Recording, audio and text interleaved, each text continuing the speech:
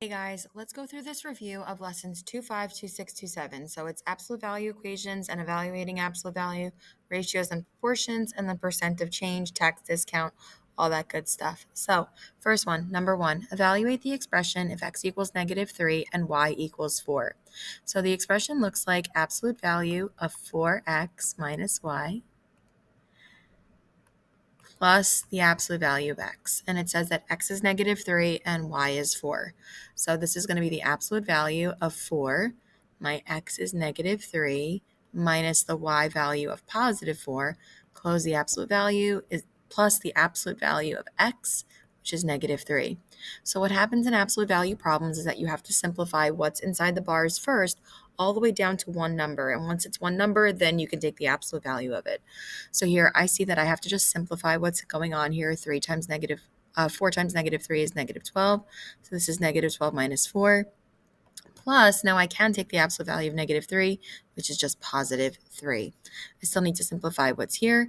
Absolute value of -12 minus 4 is -16 plus 3. And at this final step, I could say, oh, the absolute value of -16 is 16, and 16 plus 3 will get us the answer of +19. Awesome. Okay. Next one, number 2. Solve the equation. So the equation I have for number 2 is the absolute value of 5x minus 10 is equal to 25. So the absolute value of anything is always positive. And to solve an absolute value equation, you have to have the absolute value expression to be by itself, which in this case it is. It's already by itself. Like there's no extra numbers or variables or anything on that side. So what I need to do first is I need to say, hey, I need to get 5x minus 10 to either equal a positive 25 because the absolute value of 25 is 25. Or I could say, hey, if I get all of that to also equal a negative 25, then I'm going to be able to get my second answer because the absolute value of 25 is 25. The absolute value of negative 25 is also 25. I would go ahead and solve. So what we're going to notice every time we're solving these absolute value equations that mathematically whatever you do to one equation, you're going to do to the other. Sorry for my shaky hand. So now this is 5x equals 35. The other problem becomes 5x equals -15. My first solution is x equals 7. My second solution would be x equals -3. And so I'm going to choose the answer of -3, +7. Good job. Number 3, which equation has solutions of 5 and 7?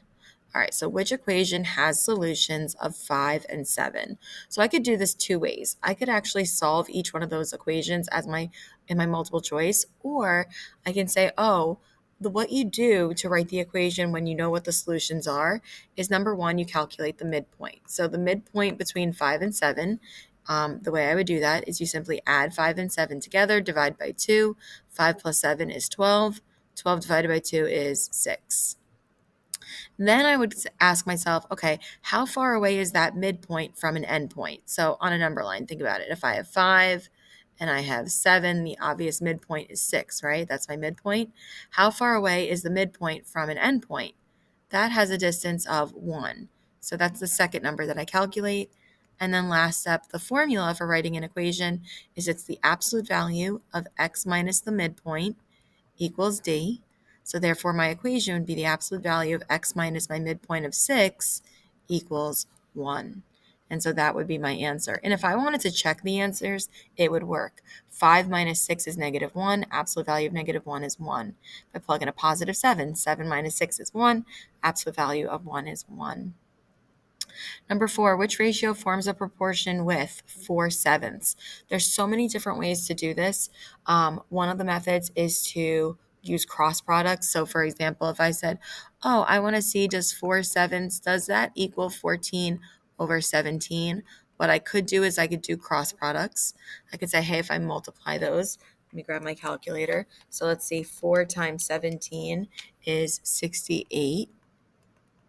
And then 7 times 14 is 98. And so that would be one way to say no. The other idea is, hey, simplify the fraction, right? So 14 over 17, well, that's in simplest form, and that means that there's no way it would be 4/7. The other way is to convert them into decimals. So if I do 4 divided by 7, 4 divided by 7 as a decimal is about 0.57, and then 14 divided by 17 is about 0.82. Whoops. So I would know right away. So I could either use cross products, I could see if I can simplify them, I could see if there's a common multiplier, I could convert them to decimals. No matter what, I'm going to see that none of those work out. So if I look at 12 fourteenths, I might be like, oh, 12 fourteenths. Well, that simplifies to 6 over 7 if I divide by 2. That's definitely not 4 sevenths.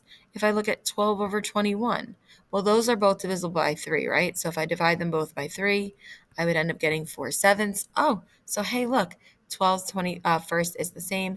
And then 6 fourteenths. 6 fourteenths would simplify to 3 sevenths. So I know that's no good. Number 5, solve the proportion. All right, so in this proportion in number 5, I have 18 over x equals 5 over 2. So the method I'm teaching my students to solve proportions is to use cross products. So we multiply diagonally. So we say, oh, I'm going to do x times 5, and then I'm going to set that equal to 18 times 2. 5 times x is just 5x. 18 times 2 is 36. We divide both sides by 5.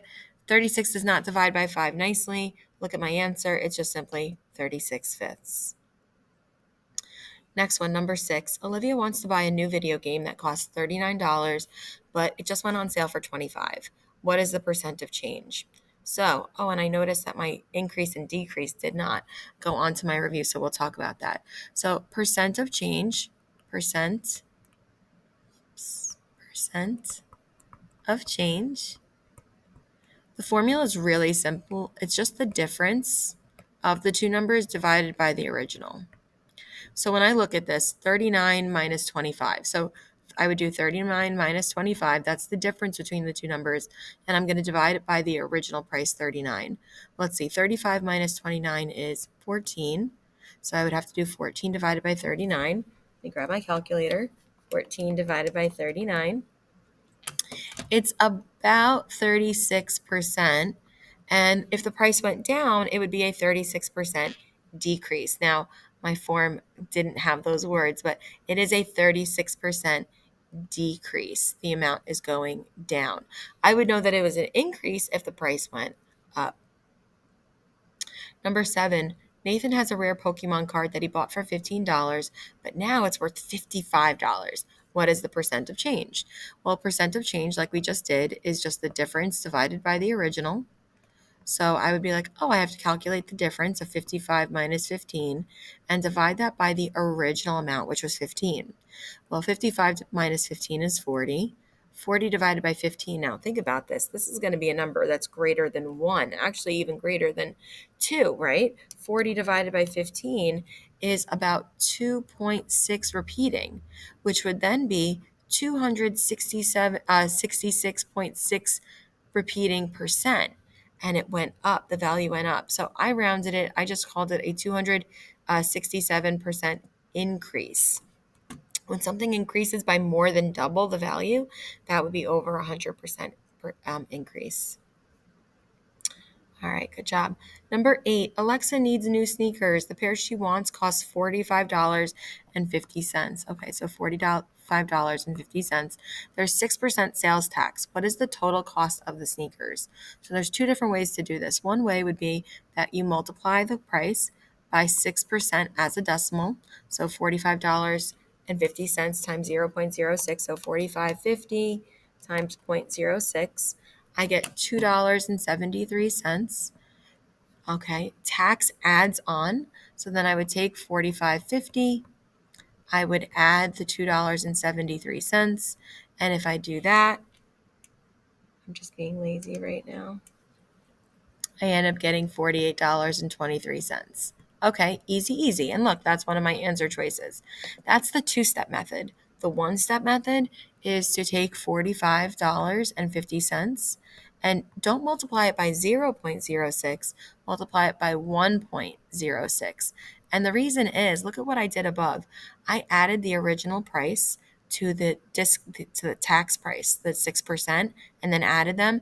That's what's actually happening right here. If I do $45.50 times the 1, and then $45.50 times the 0.6, and then add them together, I'm going to get the exact same answer. So if I type that in my calculator, 45.50 times 1.06, I end up getting the exact same answer. You can see it there. Awesome. Number 9, James needs a new book bag for school. The book bag at the store was $25, but is now 40% off. What is the cost of the book bag? Okay, so I'm going to do the same thing. I do 29 times the decimal amount of 40%, so that's 0.40 or 0.4. I figure out what 40% is, so 29 times 0.4 is going to get me $11.60. Now that's how much they're saving. James is saving. That's not the price of the book bag. I then subtract it, and I do 29 minus that $11.60. And so if I do 29 minus 11.60, I end up getting $17.40. So that is the two-step method of finding the discounted price. The one-step method is that if you're buying something for $29, that is $29, and it's 40% off, well, 40% off means that you're paying the leftover 60% of the original cost. So if I just figure out what 60% is of 29, and I do 29 times 0.60, I get the exact same answer of 1740, and you can see I typed it in both ways there, and I got the exact same answer. So that works out nicely. Number 10, Mackenzie is buying a dog bed for her puppy. The dog bed is $19.49, but it is 15% off. The dog bed also has 7.5% sales tax. What is the final price of the dog bed? So here's the deal. When we have tax and discount, we always apply the discount first. And then after we figure out what that sale price is, then we apply the tax. So I'm going to do this not in the quick method. I'm going to do this in the full step-by-step method so that you can see how everything works. But of course, you can use the shortcuts. So first off, I need to do $19.49 times 15%, so 0.15. Okay, and so that comes out to about $2.9235. I'm just going to write down the whole decimal for right now. Okay, then I would go ahead and subtract that amount, so $19.49 minus the $2.90.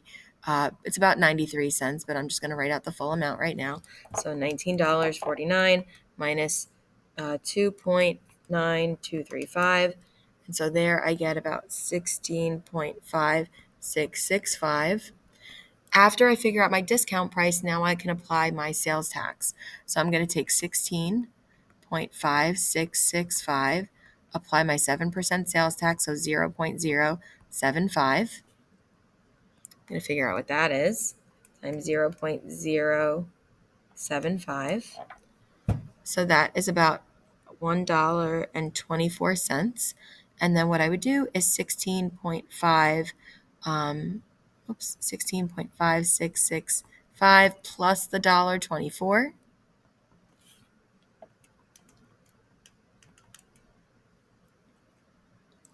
And I get 17.8089, blah, blah, blah. But anyway, that 8 would round up my 0 to a 1. So my answer is $17.81. Awesome. So we always apply the discount first, and then we put the tax on top of that amount. All right, so the next few problems are basically the same skills we already did, but they are typing the answer in the form. That's why it's a blank space there. So another one, evaluate. So I'm going to do the absolute value of negative 2x minus 3y if x is 5 and y is negative 6. So this would look like the absolute value of negative 2 times 5 minus 3 times negative 6. I have to evaluate what's inside my absolute value bar. So negative 2 times 5 is negative 10. Negative 3 times negative 6 is positive 18. Negative 10 plus 18 is 8. And the absolute value of 8 is just 8. So I can say for that one, my answer is just 8. Awesome. Number 12, solve the equation. So absolute value of 4x plus 2 equals 20. I see the absolute value expression is already by itself. I'm going to go ahead and set 4x plus 2 equal to 20, and then 4x plus 2 equal to negative 20. We're going to go ahead and subtract 2 on both sides of both equations. I then am left with 4x equals 18. and 4x equals negative 22. Divide both sides by 4, and we get x equals 9 halves, and we get x equals, x equals negative 11 halves. And so those would be my two answers. You can put them in decimal form. So if I wanted to say, oh, the answer is 4.5 and negative 5.5, I certainly could, or I could put them in fraction form. Number 13, what is the absolute value equation that has solutions of negative 8 and 2? So the solutions are negative 8 and positive 2. I have to first find the midpoint. So to find the midpoint, I simply add them up, negative 8 plus 2, and divide it by 2. Negative 8 plus 2 is negative 6. Negative 6 divided by 2 is negative 3. Then I have to ask myself, well, if negative 3 is in the middle, what's the distance from negative 3 to 8 or negative 3 to 2? And they're going to be the same thing. The distance from negative 3 to 8 is 5 units, or negative 3 to 2 is also 5 units. So my distance is 5. And then here's my formula. The formula is the absolute value of x minus the midpoint equals the distance d. So this would be the absolute value of x minus the midpoint of negative 3. Close the absolute value bars, equals 5. Now we know when you subtract a negative, that really becomes a plus. And so that's what my answer would look like. It should be the absolute value of x plus 3. Close the absolute value bars, equals 5. Number 14, do the fractions form a proportion? So what I want to check is that does 18 over 10, does that equal 12 over 4? Now, of course, when I go to simplify these are one strategy. I'd be like, oh, this is 9/5, and that just simplifies to 3. So the answer is definitely no. Like I could say it's no for sure. The other options would be that I can convert them to decimals. So if I converted this to a decimal, if I went my calculator, I would get 1.8 if I did 18 divided by 10, and that's definitely not. The other strategy would be to cross multiply. So I would do 18 times 4 and see, does that equal 10 times 12 and 10 times 12? And this here, I would get 18 times 4 is 72. 10 times 12 is 120. So again, that's definitely not true.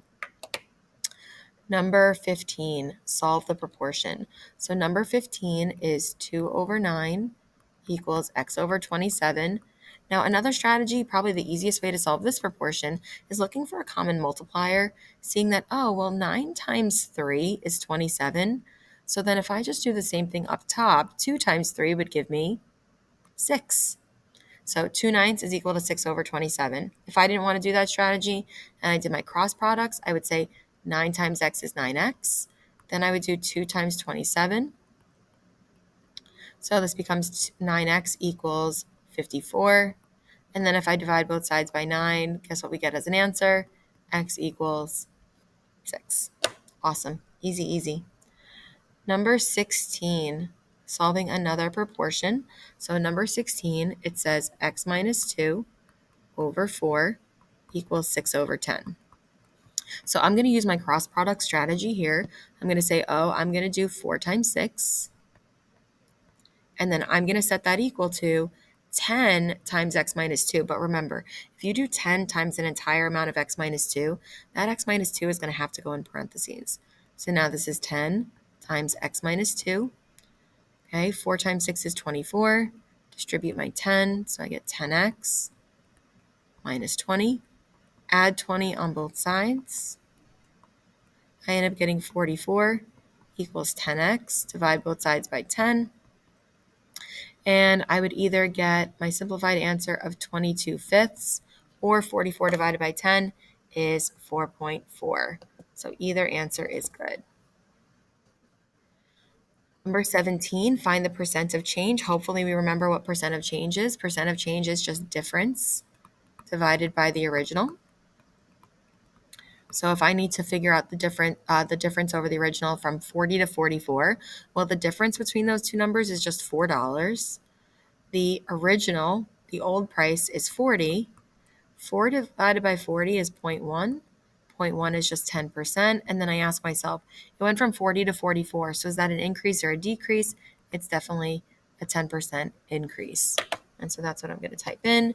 The answer is a 10% increase. Next one, find the percent of change from 40 to 20. All right, so from $40 to $20, the difference from 40 to 20 is 20 bucks over the original 40. 20 divided by 40, think about it, it's just a half, right? A half would be 0.5, which is then 50%. If it went down, that's a 50% decrease. So I would say the price decreased by 50%. So 50% decrease. Number 19, find the final cost. A calculator is $14 and you have a 10% off coupon and there's 8% sales tax. So remember, we do discount first and then we apply the tax. So if I have a $14 calculator and I have a 10% coupon, I would do 14 times 0.10, which is going to be $1.40. That means I get to save $1.40 off my cost. So I would then do 14 minus $1.40. And if I do that, I'm going to be left with $12.60. I would now take the $12.60 and apply my sales tax. It says there's 8% sales tax, which is 0.08. No, I had to grab my calculator for this one. So 1260 times 0.08 gets me, it's 1.008, which I hope we can agree is really $1.01 because that 8 would round up to 0. And then I would go ahead and add that on. So 1260 plus $1.01. And so my final cost should be $13.61. Okay, $13.61. And the last one, find the final cost. TV costs $399 and is on sale for 20% off. Plus, you have an additional 15% off coupon. Interesting. So $399, 20% off, right? So 0.20. Okay, so $399 times 0.20 means that I'm going to save $79.80. So $399 minus the $79.80 leaves me with $319.20. But then there's not tax here. It says you have an additional 15% off coupon. So now what I'm going to do is I'm going to take that price, $319.20, and figure out what's 15% off of that. It's $47.88. And so I'm going to then take my $319.20, subtract that $47.88,